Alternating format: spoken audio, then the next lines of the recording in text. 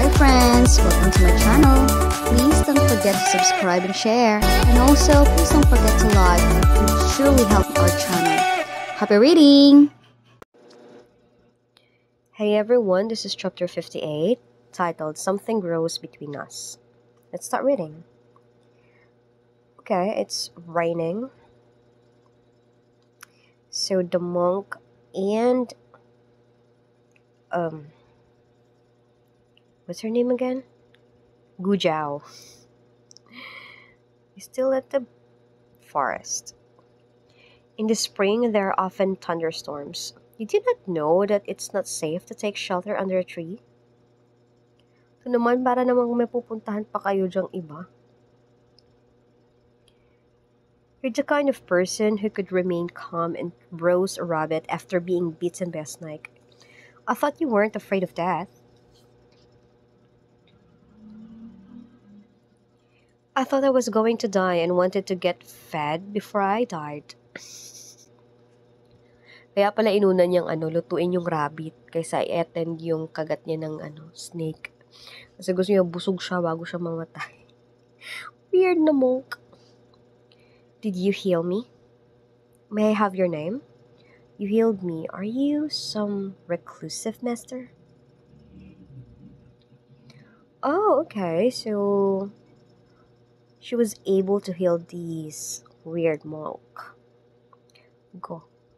Go lang yung sinabi niya.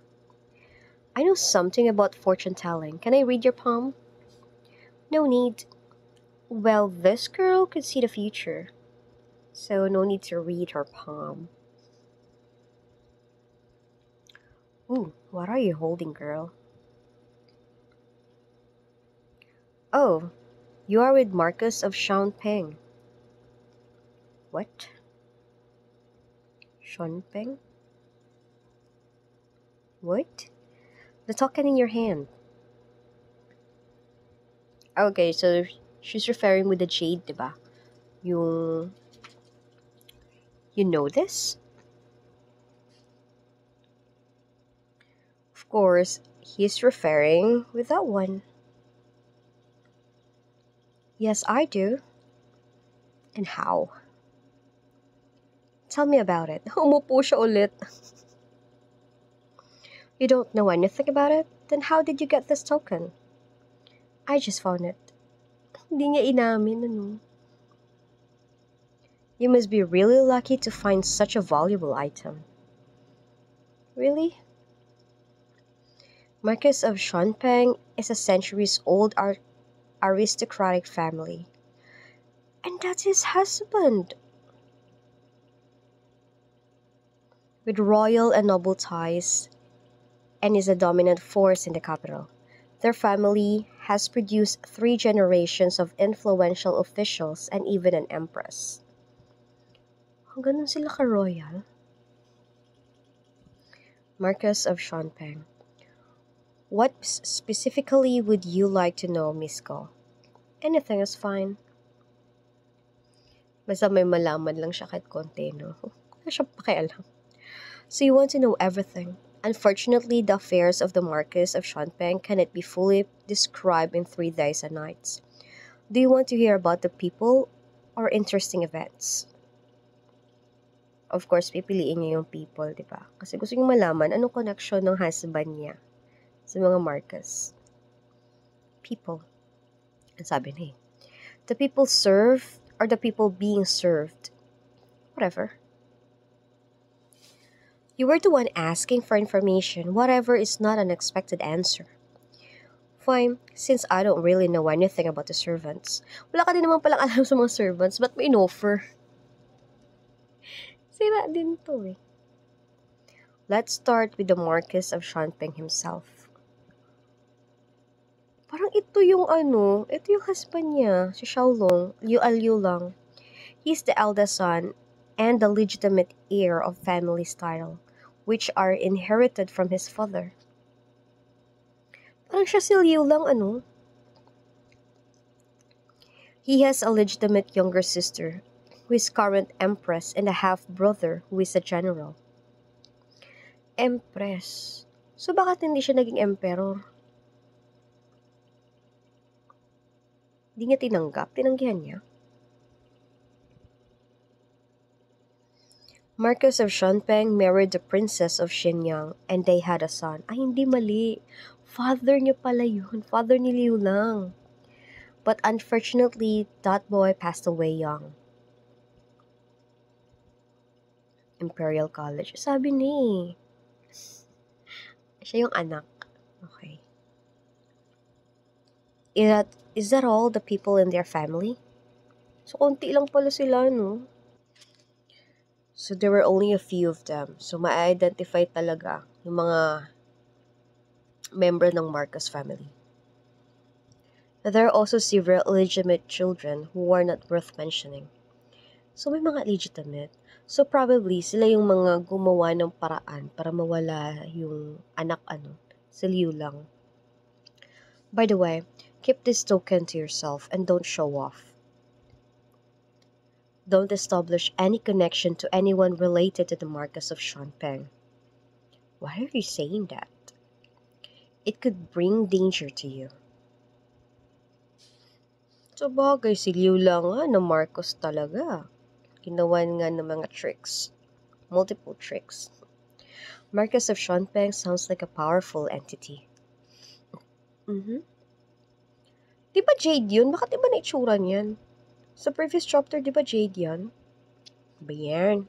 Hindi consistent. How did Xiao Liulang get this token? And what is his relationship with them?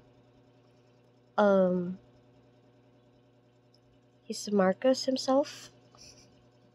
What if... Oh, he's gone. He left a word on the ground. What did he left? I didn't even know when he left. Seems I met a master. O baka master pala talaga yun, no? Tapos, nano lang, tawag nito. Nagkataon lang na, nung pagkahulog niya, yun din yung pagkakita niya. Marcus of Shanpeng, the Xiao family. Xiao Liulang is also a Xiao. Is it just a coincidence?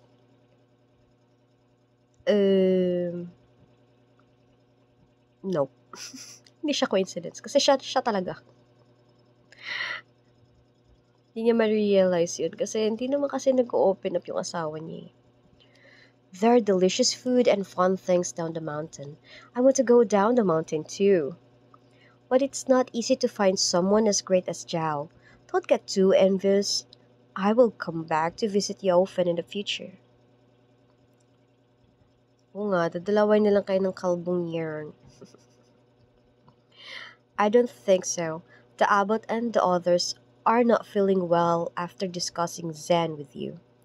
We want to live a peaceful life. Who am I? Where am I? Sa sobrang talino kasi nitong batang to, no? Parang kune-question na ng mga monks, yung mga alam din nila, yung belief nila. Jinkong, who is that brother-in-law you talk about? Is he your father? Magiging father pa lang. He is like a temporary father. Zhao may dump him at any moment. Ay, grabe naman to kung makadump. Zhao, I'm here. Bye, Abbot.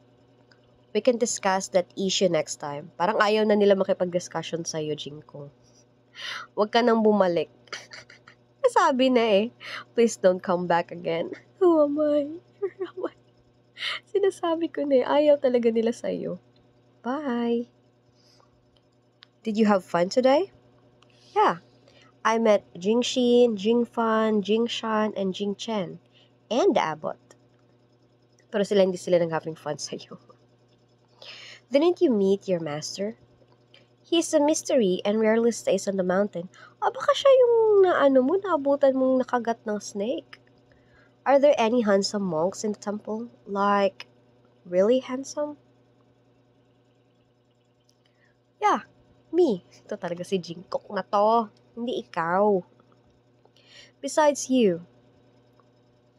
Then, no, I'm the most handsome monk in the world. They're all not handsome except for me.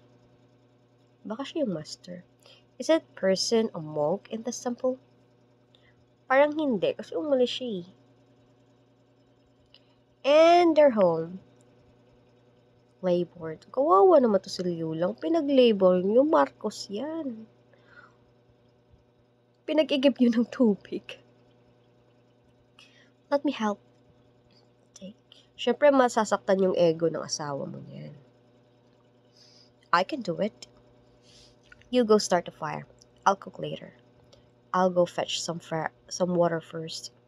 I wanna help. Sisingit talaga tong jingkok na to. Later, there's water that I fetch. Why are you laughing? Nag-aaway na naman tong dalawang to. I'm laboring. Laboring? What can a 3-year-old toddler do? Pinoprovoke niya din kasi ng bata eh. I can do a lot. I do more work than you. I can fetch water, feed the chickens, and help Jiao with laundry. I wash half of your clothes at home. Mini carrying pole and a bucket made of gujao. Ang liit naman din kasi ng niya pang igiban. I do more work at home than you do. I'm not a toddler. You are. Good for you. Galit tuloy. Xiao Liulang's newly changed clothes. Nilabhan. Nilabhan niya. Idamit ni Liu lang yan. What happened? Is this how you wash your clothes at home? Pinoprovoke niya palalo. Idamit niya yan. Parang ending nito siya ang nilabhan. Not just clothes, but the pickled vegetables you ate are also made like that. What the? What? With his feet? Parang binibiro lang siya. Binibiro lang talaga. I'm kidding. How could I let him do that? He doesn't have enough strength to do it properly. Ibig sabihin siya yung aapak. Don't you feel it improper? So the pickles are made like that. Oo, ganun nga paggagawa ng pickles. Pero si Jiao ang gumagawa. Water! Pagod agad. You don't have to pamper him. But I also pamper you. O, diba? Pati nga ikaw binibaby. Ang haba ng chapter na to. I don't usually wash your clothes like this. Yet today, you happen to leave it here. And he just what? And he just saw it. Oh. So, pero siya naman talaga naglalaban ng mga damit nila, di ba? Silk and cotton clothing is much more expensive than those rough linen clothes. I have to wash it separately. So yung mga damit ni Liu lang, iba talaga, mamahalin. Hindi ka nagtaka dun, girl? Washing this one piece requires as much effort as washing all the other clothes in the family combined. But I also pamper you. Ito. Di ka pa nakaget over, no? Nasampay na niya yung damit mo. Ikaw di ka pa nakaget over. No, we are only nominal husband and wife. Ayan na naman yung nominal na yan. One day, we will have to go different ways.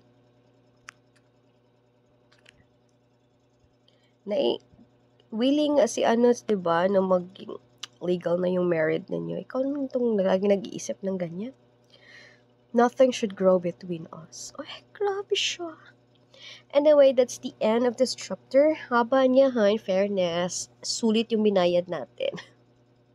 So, please don't forget to like and subscribe for more chapters. And see you in the next one. Bye! Thank you for reading with me, everyone. Until the next chapter.